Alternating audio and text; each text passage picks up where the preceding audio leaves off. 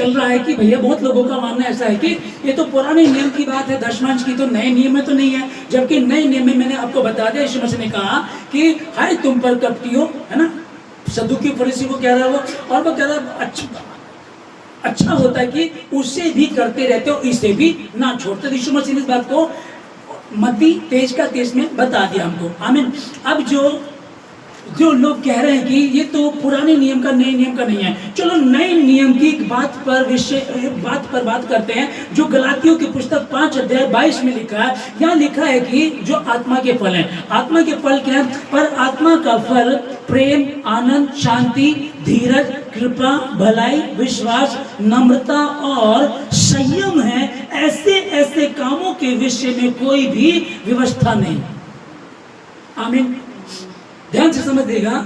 चलो मान लीजिएगा, मत दीजिएगा दशमांश। मैं क्या कह रहा हूँ, मैं नहीं मांग रहा हूँ, लेकिन अगर कोई ऑनलाइन वाला ऐसा है जो सुन रहे हैं और बात चल रही है कि दशमां अंश के विषय पे बात चल रही है, क्योंकि पास्टरों का ज्यादा क्या, वो सोचते हैं कि बस हमें दिया जाए, और कई लोगों का ऐसा लगता है कि हमारे पैसों भी ऐश कर रहे हैं। ओके, चलिए आपका जैसा विश्वास है आपके साथ बना रहे, आप मत दीजिएगा, परमेश्वर आपको वैसे ही बरकत दे रहा होगा, आप समझिएगा, ठीक है ना। लेकिन जो यहाँ लिखा हुआ है कि आत्मा के फल दिखाओ कहाँ है ना? आत्मा के फल क्या कि पहले प्रेम, आनंद, शांति, धीरज, कृपा, भलाई, विश्वास, इनमें से आप वो फल दिखाओ।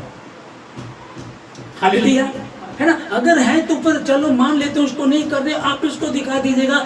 लेकिन होता क्या है कि मैंने वही कहा आपको, अगर इसमें कोई दूसरी बात होती ना, जैसे कि एक शराब पीने वाले को बोलो अरे आप शराब पी रहे, तो वो पता है क्या बोलता है? यीशु मसीह ने सबसे पहला काम यही तो किया था, दाख मधु बनाई थी, है ना। तो ये नहीं जानते वो कि यीशु मसीह ने पानी से बनाई थी।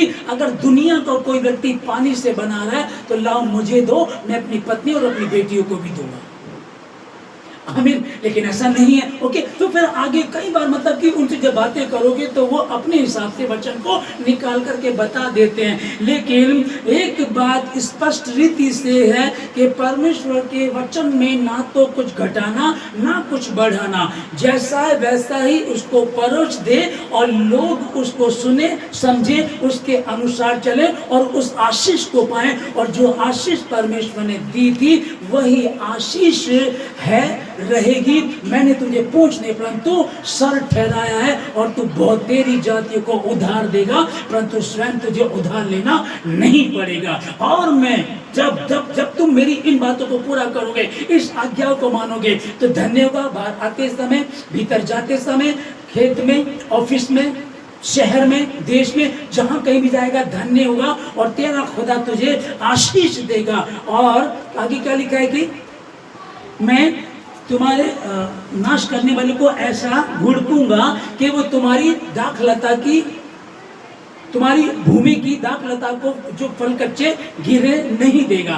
आमीन। अब आपका अभी भी डॉक्टरों पे पैसा जा रहा है, अभी भी ब्याज पे जा रहा है, अभी भी वकील हर महीने बुला करके हमसे पैसा ले लेता, अभी भी हम परेशान हैं, हमारी समझ में नहीं आ रहा हम क्या करें। आपको समझने की जरूरत नहीं है, सिर्फ आप अपने हक को अदा करें जो परमेश्वर ने कहा, उस वचन को पूरा करें। प्रभु ने कहा है कि तन मन धन से उसके प्रति ईमानदार रहो, और वो तुम्हारे तन में भी, मन में भी, धन में भी आशीष देगा। खुदावंद का ये वचन था, है और रहेगा। एक मैं बताना चाहता हूँ, सिखों के सरदारों के एक गुरु हैं, गुरु रणजीत सिंह जी। वो एक दिन अपने अनुयायियों को, सरदारों को बता रहे थे, कह रहे थे कि हम लोग जो ये बड़ा भंडारा करते हैं ना, जो खाना खिलाते 24 घंटे, और हम सोचते हैं कि हम बहुत बड़ा काम कर रहे हैं, कि ये कोई बड़ा काम नहीं है।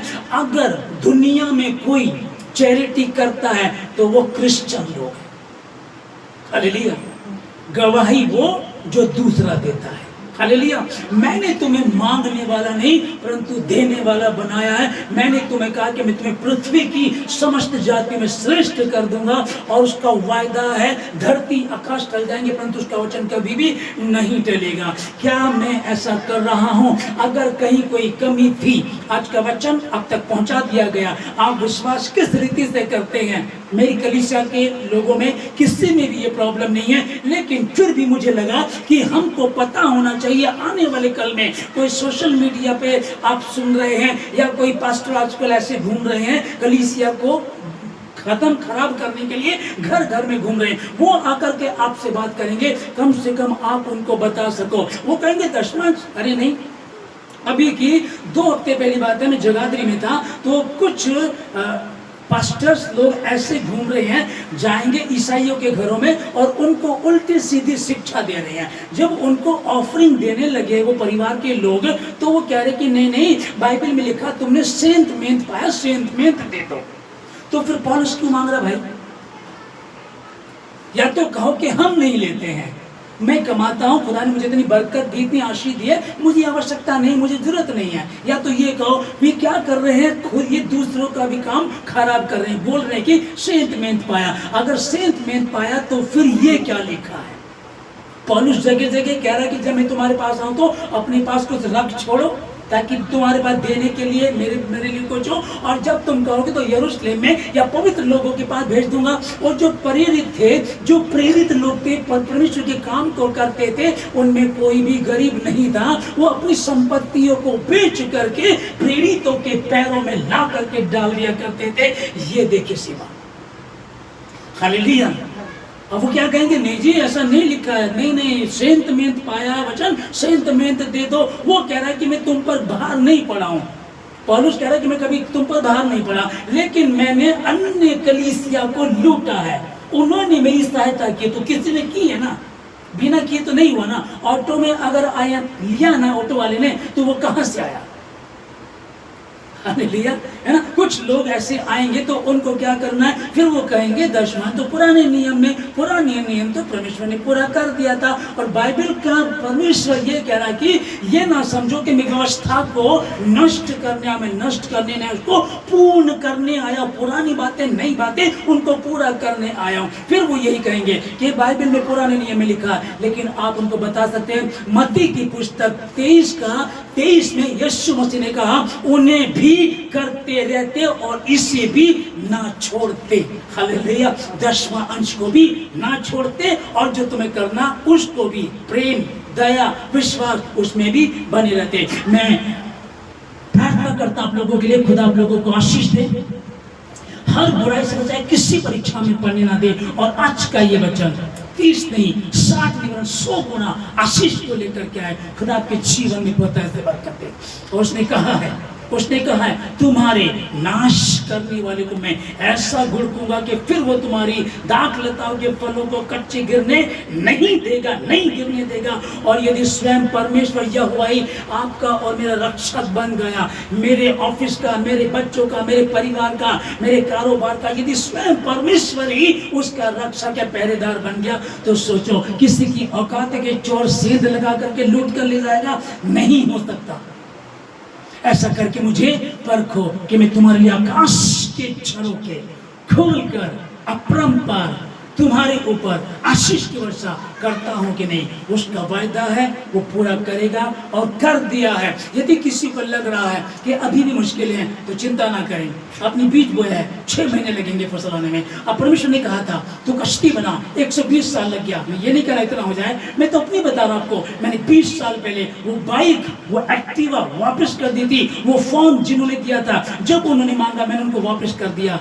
आज तक मैं प्रभु में हूं, प्रभु तमाम जरूरतों को पूरा करता है। उसने कहा क्या मेरा अनुग्रह तेरे लिए काफी नहीं है? हाँ प्रभु, तो मेरी उपस्थिति में चल, और सिद्ध होता चला। उसका अनुग्रह हमारे लिए, आपके लिए पर्याप्त है। हम उसकी उपस्थिति में चलते जाएं और सिद्ध होते चले जाएं। वही परमेश्वर ना तो छोड़ेगा और ना ही त्यागेगा। अकाल पड़ सकता है,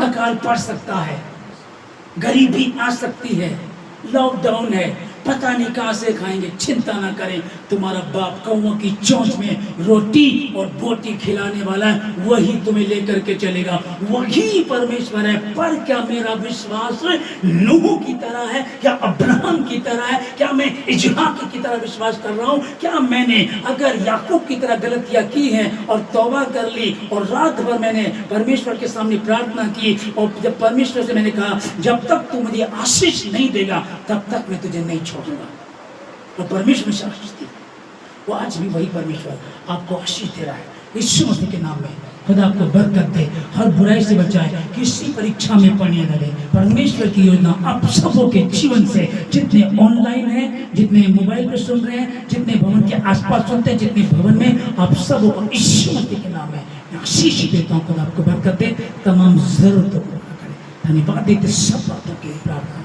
मसीह के नाम में।